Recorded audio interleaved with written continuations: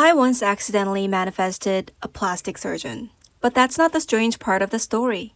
Because what happened next unfolded over 10 years of my life and it completely changed the way I understand manifestation.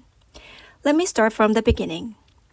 When I was in college, my boyfriend and I were obsessed with a TV show called Nip Tuck. It was a drama about two ridiculously successful plastic surgeons living glamorous lives in Miami. My boyfriend, who was pre-med at the time, used to say, half jokingly, that one day he'd become a plastic surgeon and I'd be his wife. I laughed it off, but for some reason, that idea stayed in my mind. Every now and then, just for fun, I would imagine what that life would be like. A successful plastic surgeon boyfriend, 6 feet tall, around my age. Because my boyfriend at the time was actually 6 feet tall and a year younger than me, so I guess that image stuck. It wasn't serious. It was just something playful we imagined during long nights of studying in the cold winter. When I was studying alone in libraries or in my dorm room until late at night, I would sometimes visualize just to escape the boredom. It was something I did purely for fun. There was no desperation, no attachment, just a way to feel good and entertain myself back in the days before smartphones existed.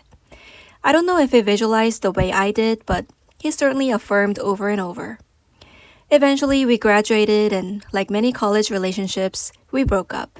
But interestingly enough, he later went on to Harvard Dental School and became an oral surgeon, literally fixing people's faces. Close enough. Life moved on. Those little fantasies disappeared completely from my mind. A little after graduation, I moved back to Korea to start my first real job as a reporter for a major television network. By the way, I manifested this job out of thin air as well, but a story for later. At that point in my life, plastic surgeons and boyfriends were the last thing on my mind. I was focused entirely on building my TV career. But then something very strange happened. Within 10 days of arriving in Korea, I reconnected with an old friend I had met years earlier when I competed in the Miss Korea pageant. She was one of a very few people I knew in Korea since I had left the country when I was 15. Out of nowhere, she suddenly insisted on introducing me to somebody. I hadn't asked for a blind date. I hadn't even mentioned wanting a boyfriend. I had literally just arrived in the country a week ago. But she kept insisting. So eventually, I agreed to meet him for a simple coffee. I thought maybe I would just make a new friend. But when I saw him, something unexpected happened. We fell in love almost instantly. And yes, he was a plastic surgeon. I remember thinking at the time, what are the odds? But the odds were actually much stranger than I realized. In Korea at the time, only about 30 to 40 plastic surgeons graduated each year in the entire country, men and women combined. And somehow I had just been introduced to one who was straight, male, 6 feet tall, and only 2 years older than me.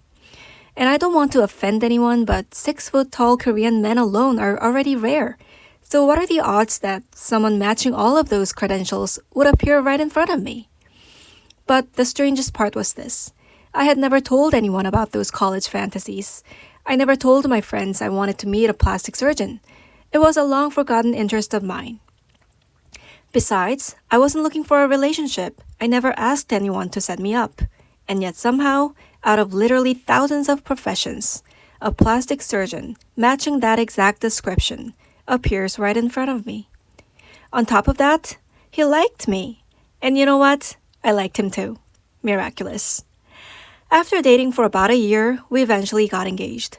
And that's when the real story begins. Because what happened next unfolded in a way I never could have expected, and it ended up shaping my dating life for the next 10 years. But looking back now, this story taught me something fascinating about visualization and subconscious mind. I'll explain what I mean in part 2.